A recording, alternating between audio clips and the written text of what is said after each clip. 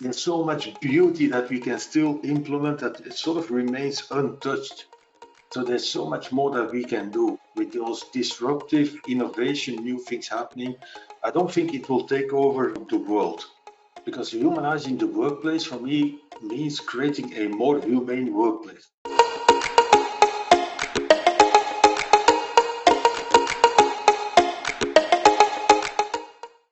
Hello, everybody. Welcome back to Innovation Roots Studio.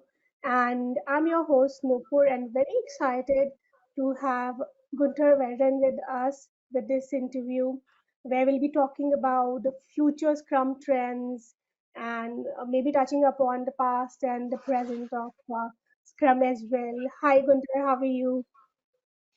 Thank you. I'm fine, Noopur. Thank you. And it's an honor to be on your show. So thank you very much for the invitation. Looking forward to our conversation. Absolutely. And I would like people to know a little bit about yourself, Gunther.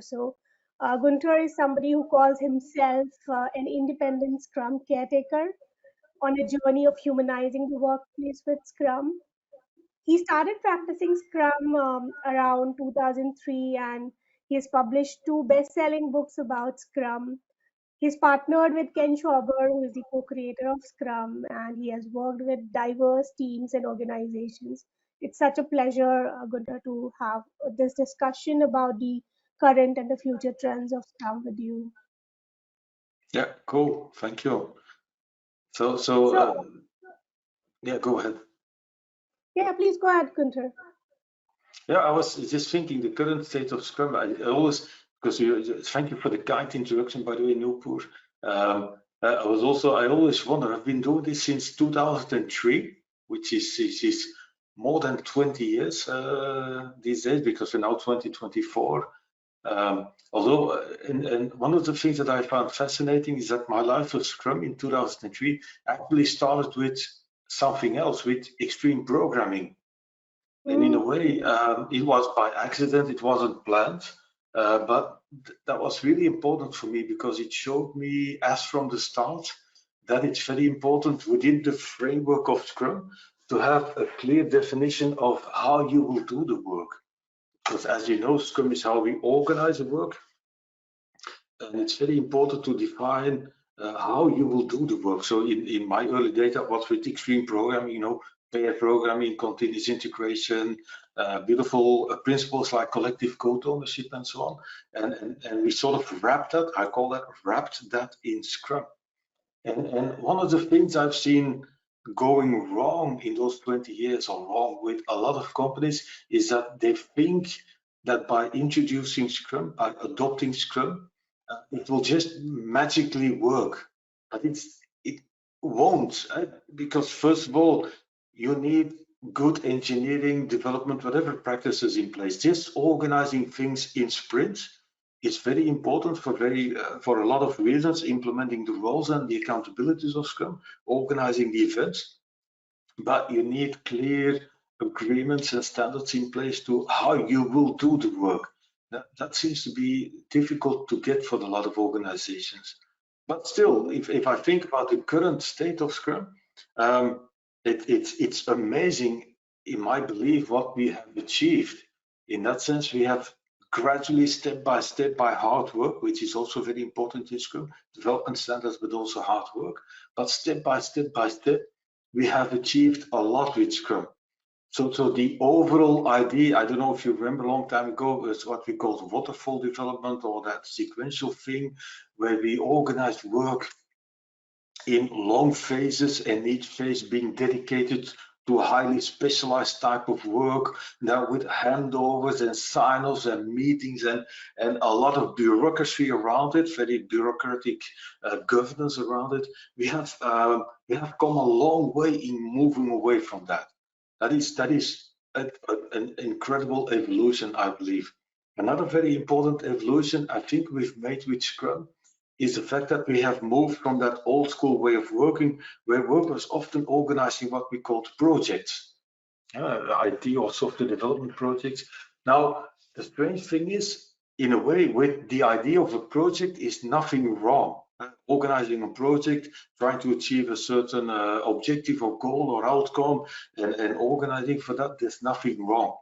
But in our beautiful IT work, it has gone wrong in the sense that long time ago, everything was organized in fixed price projects. I don't know if you remember the old software development iron triangle where time, budget, and scope were fixed. And then we thought we could control things by that. First of all, we couldn't because it was always changed. There were always changes in those three aspects. And even if we tried to fix them all, it was always quality suffering from that. So what have we achieved? I believe with Scrum is moving away from this organizing work as fixed price projects towards discovery, and discovery not in the sense of project, but more based upon the products. So we have moved away from project management into product development. And so product is the starting point of Scrum, and we use sprints to explore and discover and uncover what we need to do. So that is very important about what we have achieved with Scrum. Now, on the other hand, looking at the current state of Scrum, that is beautiful in what we've achieved, but I can't help thinking all the time, oh my God, there's so much more we can do. There's so much beauty that we can still implement that it sort of remains untouched. So there's so much more that we can do. And one of the things that is high on sort of my personal priority list, actually two aspects. So you introduced me and you said I call myself indeed an independent Scrum caretaker because I believe in all those achievements with Scrum. I believe the focus of a lot of companies and organizations is still way too much on the process aspect of Scrum. The process aspect of Scrum, so for me, the Scrum's DNA consists of two aspects. There's a process aspect and there's a people aspect. And the process aspect is empiricism, meaning the empirical way of controlling work by inspection, adaptation, organizing things in short cycles with time boxes and so on, so that we build in reflection, stopping, looking back, learning, all about learning for the future. And in that sense, using those short cycles to continuously reshape our own future. But I believe in a lot of organizations, the focus is way too much still on that process aspect of Scrum. Because the other part of Scrum's DNA, because as you know, DNA consists of two strings, is the people aspect of Scrum. And where the process aspect is about empiricism, the people aspect of Scrum is about self-organization. In that sense, tackling complexity and difficult problems, not just with the empirical process, but also thriving on the collective intelligence of self-organizing people, meaning making the way free for teams to explore what they need to do, rather than trying to control them on a daily basis with a lot of command and control, breathing down their neck all day long. What are you doing and are you in time and will your work be finished so that the other person can continue that and so on. So Scrum is not just about that empiricism, that sort of increasing our adaptability, but it's also about building on the knowledge and the insights and the competences and the creativity of everybody involved. And those two aspects are needed to really get away from that old way of project thinking with long phases, with hyper specialization addressed in each phase, moving towards that short cyclic approach that Scrum is, where in every sprint, so no long phases but short cycles in time, but also no specialization separated from each other, but including all expertise and skills and specialization in one team, so that by collaboration, by conversation, by interaction, they solve their problems. So what I see in a lot of organizations that focus on process and not enough on the people aspect yet. So we are out of balance. And that's why I started to call myself an independent Scrum caretaker, because I hope the word caretaker resonates with people that are into the people aspect. So I'm a caretaker about Scrum, but within that, I care even more about the people in Scrum, the people involved, the people connected with Scrum, the people impacted by Scrum. So that people aspect for me is very important. That is something that it is just part of what I call reimagining Scrum. So when I think about the future of Scrum, two big things need to happen. I believe, first of all, reimagining our Scrum. In that sense, having a critical look, a very almost skeptical look at the way we are currently implementing Scrum with lots of teams and lots of organizations, because there is a lot of room for improvement. And a lot has to do with that self-organization aspect of people. But on the other hand, the second challenge, and by the way, that people aspect is why I started calling myself an independent Scrum caretaker. But the other thing that we need to work on, because as you know, Noopur, Scrum is this lightweight, simple, empirical framework. It's all about enabling people to get the most value, to derive value, generate value from tackling complex challenges. So this lightweight framework, that means Scrum has only a limited set of instructions. In that sense, Scrum has a limited set of instructions on how to best organize to tackle complex work and get value out of that work. Now, a lot of huge organizations, but even medium and sometimes small organizations, have a lot of governance and processes and procedures and meetings and bureaucracy in place that all was established during that, let's say, industrial phase, that mindset of waterfall development in Scrum. So when before Scrum actually, so when organizations used the waterfall process and based upon that industrial mindset to organize their work, it gave rise to a lot of bureaucracy and governance and controlling instances to control people, control the work, control the budget, and so on. Now, as we move to this world of Scrum, we also have to adopt this agile mindset. Now, Scrum never had the ambition to define or identify instructions beyond how to organize the work itself. The assumption was always that we're going to help people implement Scrum, and by doing that, it's going to reveal, we're going to help surface all the problems around Scrum within the organization. And we counted on the accountability of people to actually tackle those problems.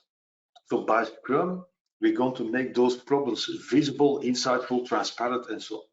Now, we are probably quite naive in that regard, because it seems like a lot of companies like to wipe those things under the carpet again, rather than tackle them. Now, that doesn't change the fact that I think it's the only good choice that we can make with Scrum, to define and almost instruct how to organize with Scrum, and not go beyond that. But what I think is getting more out of Scrum by reimagining your Scrum. But next to that, my belief in the future of Scrum is that we have to re-emerge the structures around Scrum.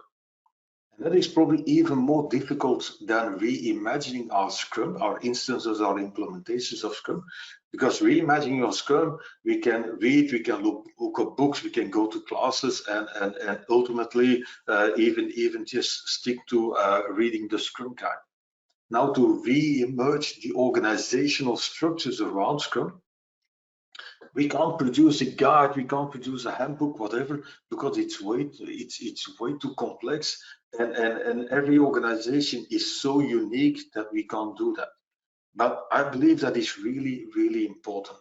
So how I see my role in let's say the future state of Scrum, based upon the current state of Scrum, is to help organizations, first of all, reimagine their Scrum, but reimagine their Scrum with a somewhat clearer purpose than just do Scrum in a more perfect way.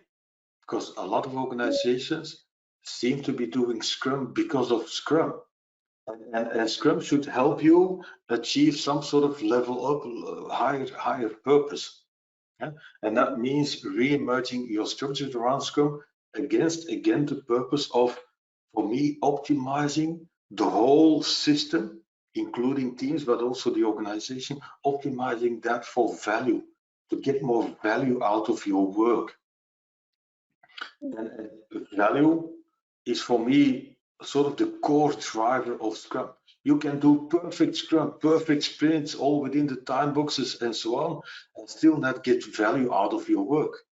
So thinking about value, that means creating feedback loops on top of your Scrum. And as you know, Scrum is implements a feedback loop with a sprint and a little feedback loop that we call the daily Scrum. It's sort of implementing a feedback loop around your Scrum, and that feedback loop should be based around value, because a lot of organizations are still stuck in that industrial mindset, and they're still organizing for volume. In that sense, more, quicker, faster, whatever. But volume is a very different thing than value is. Volume invokes us to think in terms of utilization, being busy all day long, and considering still people as resources, pieces of machinery, pieces of a manufacturing production line, for instance. So what I see that we should, as practitioners, promote Scrum as a tool of what I call to humanize the workplace, meaning really implement that self-organizing principles behind Scrum, and at the same time help organizations rethink their complete structures, including the structures around Scrum, so to optimize for value. Because resources utilization, that's still that industrial thinking. So that is sort of my view on the current state of Scrum and how that should serve as a basis to shape the future state of Scrum. Absolutely. There's many valuable insights that you have shared, and the thought of reimagine, I think that is gonna help a lot to the future practitioners. Gunther, um, my worry and my concern is implementation of AI and automation in today's organization. So, how does this era of AI and automation impacts the efficacy of Scrum implementation, according to you? Yeah. Well, first of all, I'm not too scared or not too afraid of that for a couple of reasons, and the two main reasons are the following. So long time ago, with the industrialization of the world, machines coming up, I don't know, a long time, about 200 years ago, there was this huge industrialization happening with factories and machines and trains and steam trains and whatever.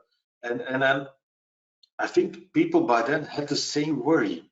How is this going to impact our life and so on? So and I think as mankind, in a way, we survived that, and we even started benefiting from that.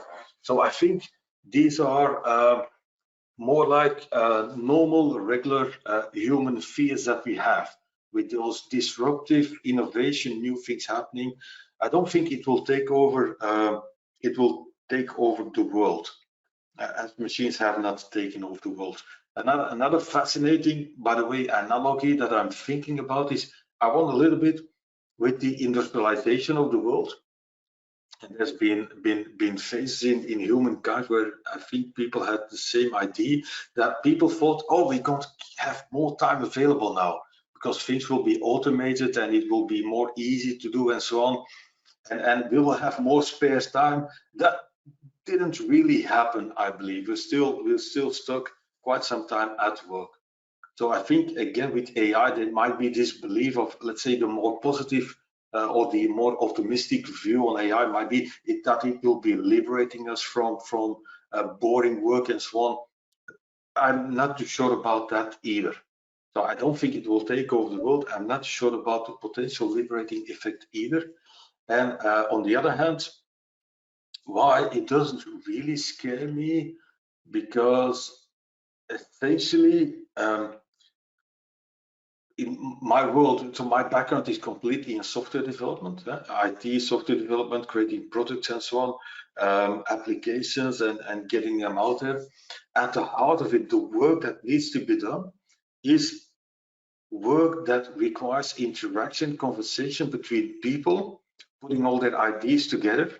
And AI might be supporting them. It might be easier for them to get access to things, but figuring those things out is, in my view, at least going to stay a human activity for quite a long time at least.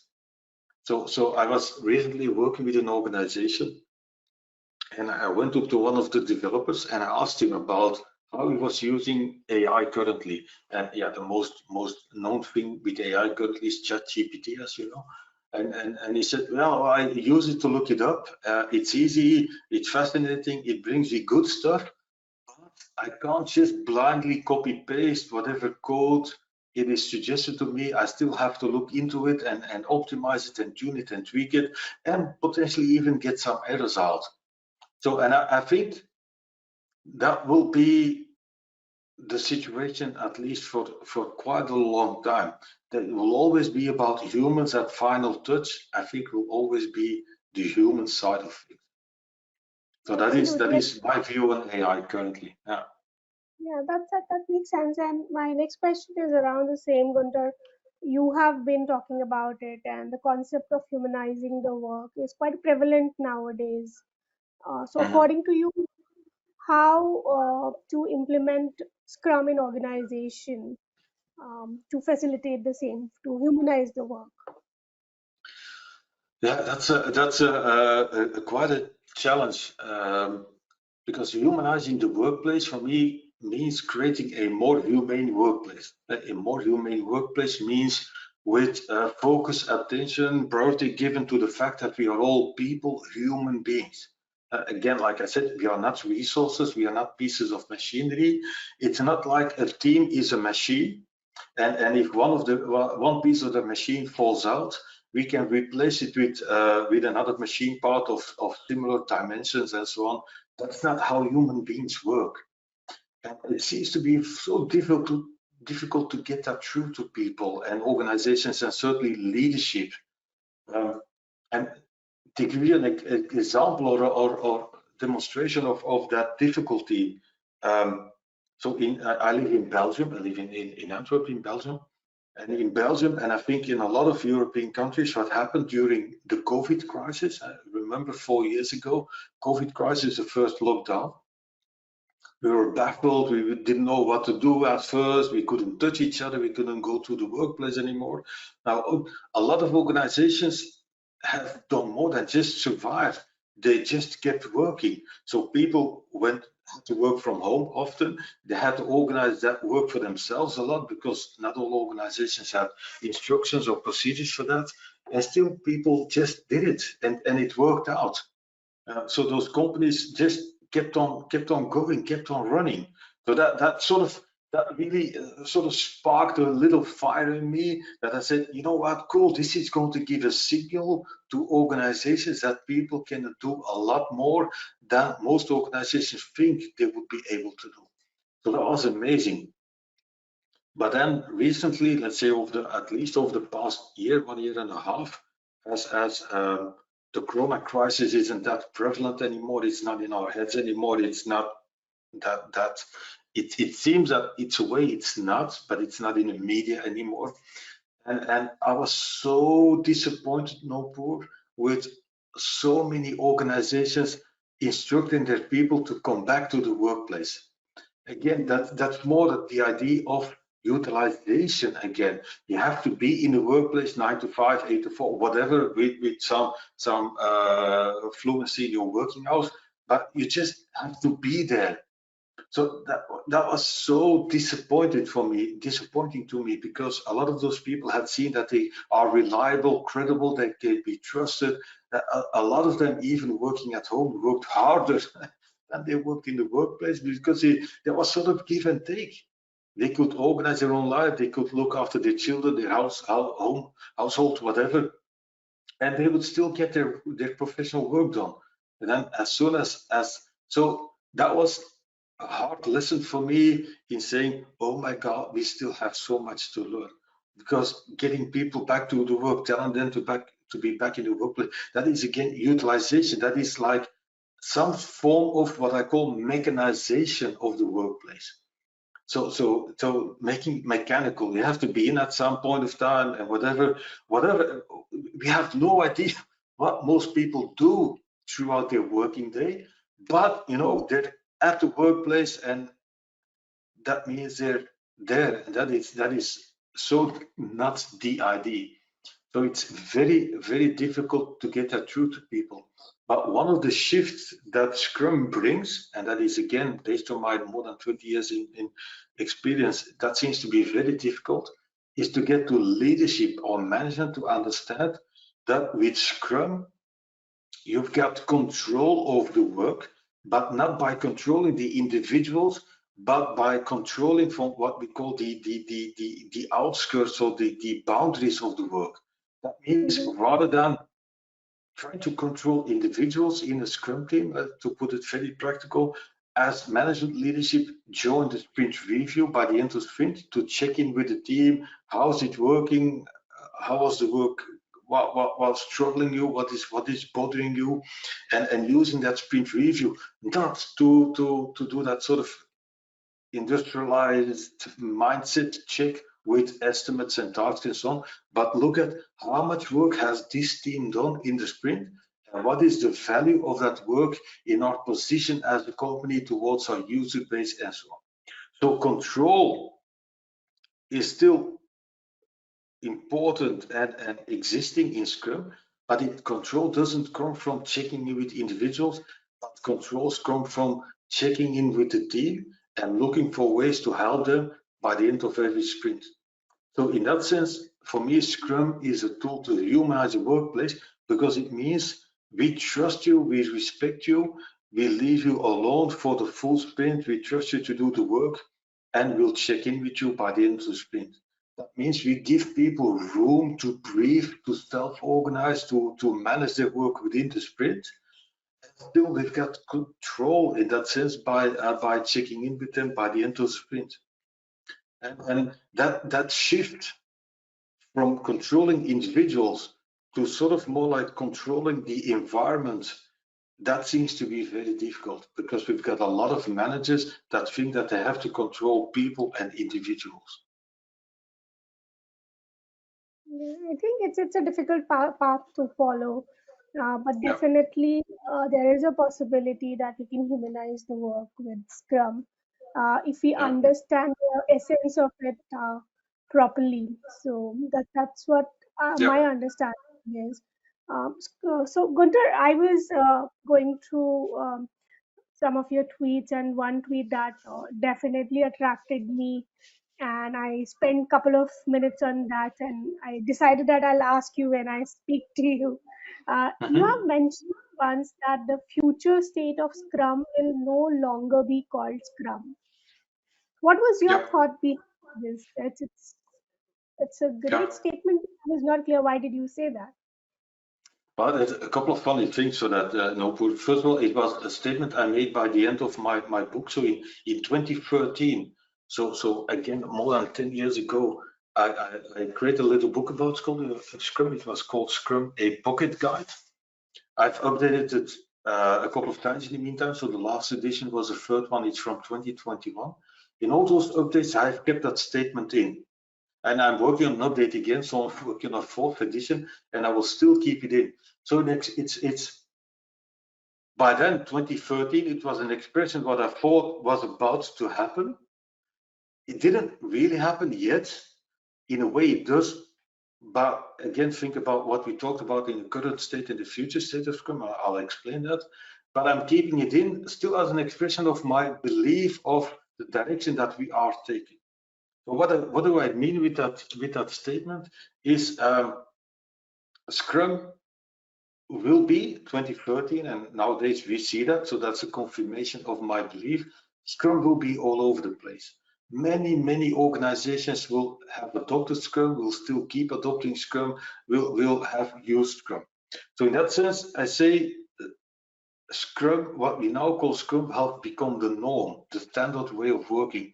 So I hope and I believe that at some point of time, organizations will not have to think about that consciously anymore. Is this what is this? Is this Scrum, Sprint, all the terminology of Scrum? It will become sort of the standard terminology, the standard way of working.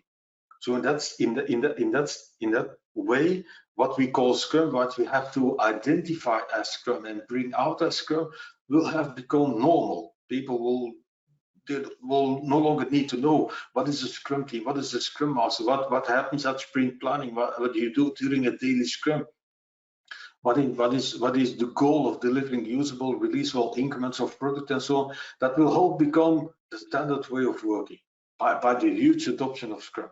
And I think we're still on the way to that, but we're not there yet, because what a lot of organizations, you could say in a way that Scrum has become the standard way of working. But then again, sort of this little geek and freak inside of me that says, yeah, but you know what? What a lot of companies call Scrum is not nearly what I would call Scrum, or not nearly what you could get out of Scrum. We can do so much better. And then I also said in that statement that Scrum will have become the norm, so the standard way of working. And that's why I say the future state of Scrum will no longer be called Scrum, because Scrum will be the norm, the standard way of working. But I've also expressed in that statement, and the first time 10 years ago in 2013, that organizations will rethink, will reinvent themselves, re-emerge around Scrum. And that is besides reimagining Scrum, that it becomes closer to what the ideas and the philosophy behind Scrum are, but then rethinking the structures around Scrum, we still have even a lot more work to do. And it has also become a focal point for myself over the past couple of years, talking at events and setting up workshops of my own around this idea of reimagining Scrum, and also going towards that direction of helping people with at least guidelines around re-emerging the structures around Scrum. So for the past 3-4 years, I've been talking about humanizing the workplace with the subtitle "Engagement is the key," because engagement of people is the key. You can impose process as much as you want. You want people to create an environment where people are intrinsically motivated, re-energized, and that they can engage again. So engagement is the key towards humanizing the workplace and reimagining Scrum towards re-emerging the structures around Scrum. Those things will be the topic of a new book I've been planning to write, and I've made myself the goal of making it happen in 2024.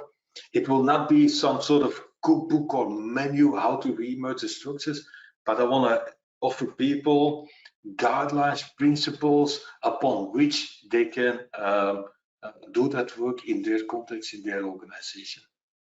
We will definitely look forward to the book, Gunther, in 2024. We will keep following your LinkedIn for the launch. Cool. And Thank it you. sounds interesting. Gunther, my last question to you is, can you highlight one or two key challenges that you foresee in the year 2024 that businesses should be aware of in order to achieve business agility?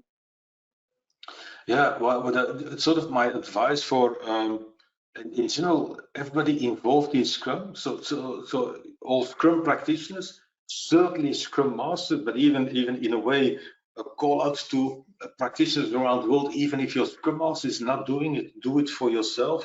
This is what I call challenging the status quo. So if I feel in the current state of Scrum around the world, by talking to people, going to events, and having people from around the world in my classes, what I sense is this sort of complacency, and we have stopped challenging the status quo. And there are many good reasons to be happy and to be satisfied and to be really glad with the progress that we've made. But we can't stop challenging the status quo. Even if we have moved forward, we are ending up in a status quo. So I remember a long time ago when I worked, like you said, I worked from 2013 until 2016. I worked with Scrum.org and with Ken Schreiber. And that was also something I talked about with Ken. You know what, if I would have to, Scrum Masters are accountable for lots of things. So you can't limit it to one thing only. But if I would have to currently 2024 have to limit it to one sort of baseline of Scrum Mastery, it will be challenging the status quo. Challenge the status quo, challenge the way Scrum is being implemented challenge the lack of attention to the people aspect of Scrum, challenge the existence and the value adding value of all those governance and procedures and processes around Scrum. Do it in a way that your organization understands that you're challenging that for the better, create a better organization with more happy, more satisfied people. And again, that humanization of the workplace is so important because there's still trend lines around the world that are going in the wrong direction in terms of burnouts of people, depression, long-term illness, long-term absenteeism of people, turnover of people within organizations and between organizations. So there's a lot of unhappy people in our organizations. So by challenging the status quo, I believe we can humanize the workplace, create a better workplace for those people, and at the same time help our organizations optimize for value, optimize for the knowledge and the information society that we live in. And in that sense, optimize our organizations to better deal with AI. And we don't have to be that scared, so that they don't have to be that scared anymore of trends like evolutions and progress in terms of AI and other sort of, let's say, non-human intelligence. So challenging the status quo would be at the heart of it all. Yes, yes. Thank you, Gunther, for answering these questions. There were some amazing insights that you have shared. We are now moving to the next part of this interview, which will be a little lightweight for both of us to know you a little better. Mm-hmm. So, are you ready, Gunther, for the rapid fire round? Yeah, absolutely.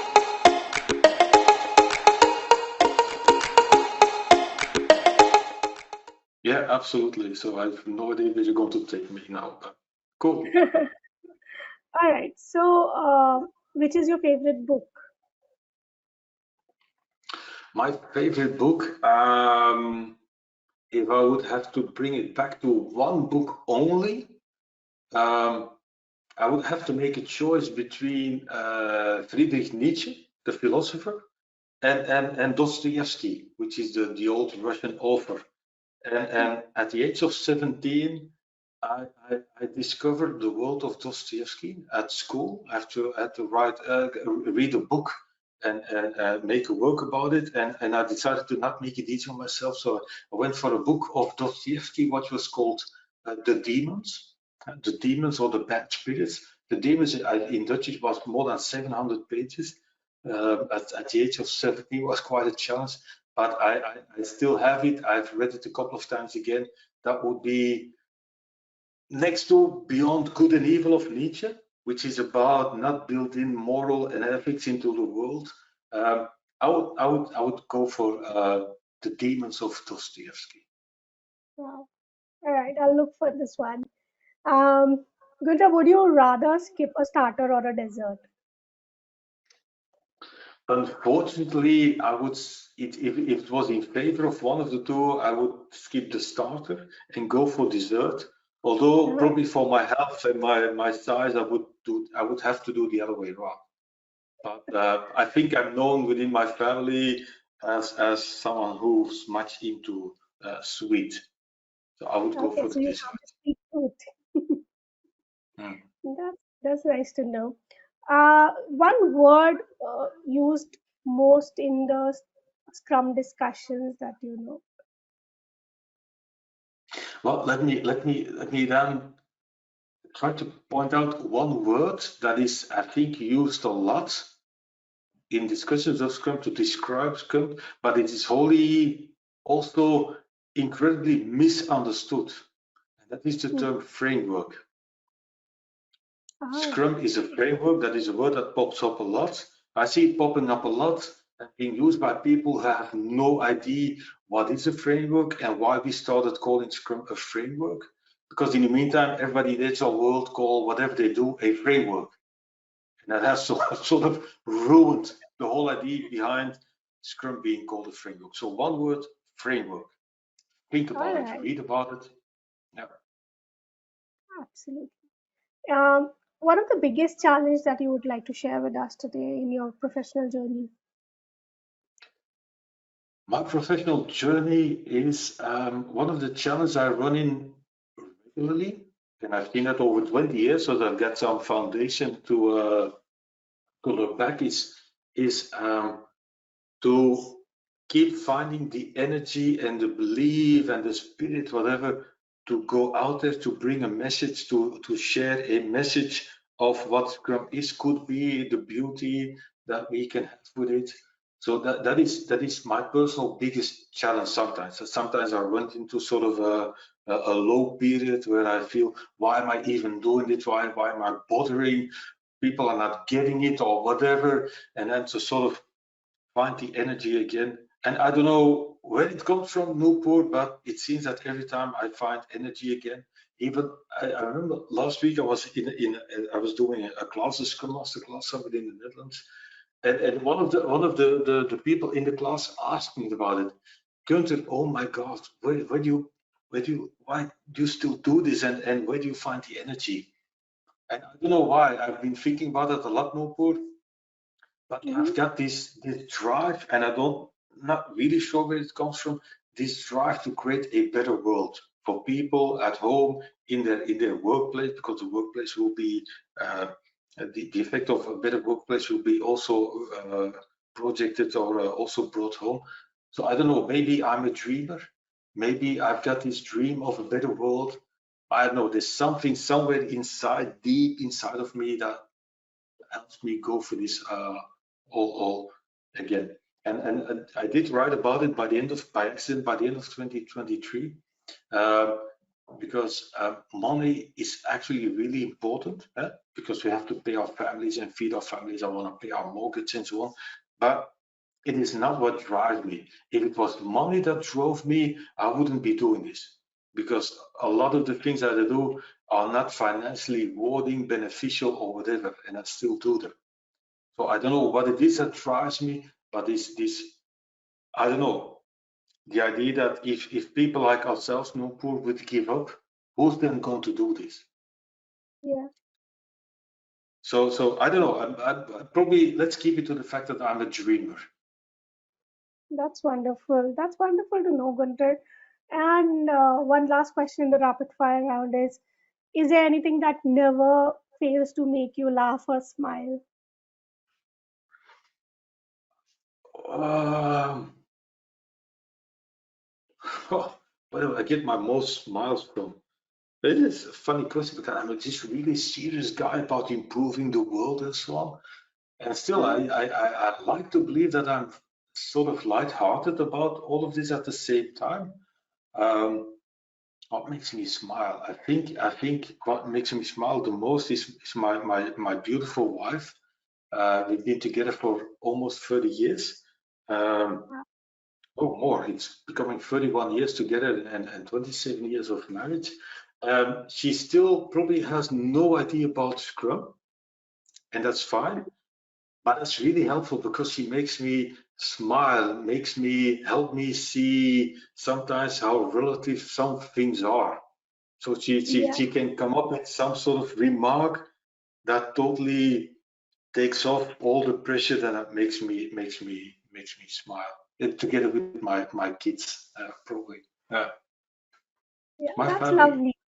Yeah, that's lovely. I think um, you need some people around you whom you can talk to beyond our work, Yeah. and that's lovely to have somebody around. Yeah, that's also why I like that she has no idea about Scrum, because we can take these very different styles, bringing these really beautiful perspectives, also in helping me improve about my work. So it's sort of get me away from it sometimes, but also yeah, cool. And otherwise, you know what, I my life revolves around Scrum 24/7. It's good someone sometimes pulling you out of that. Absolutely. So, Gunter, we are coming to the end of this interview, and I would like you to conclude our today's discussion with an expert tip. And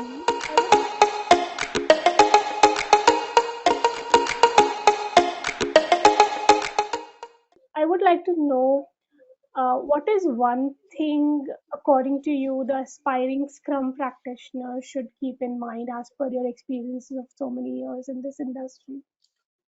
Well, if you think about not experienced but aspiring Scrum practitioners, people that aspire or just started with Scrum, is maybe keep up the belief and in a way stand your ground.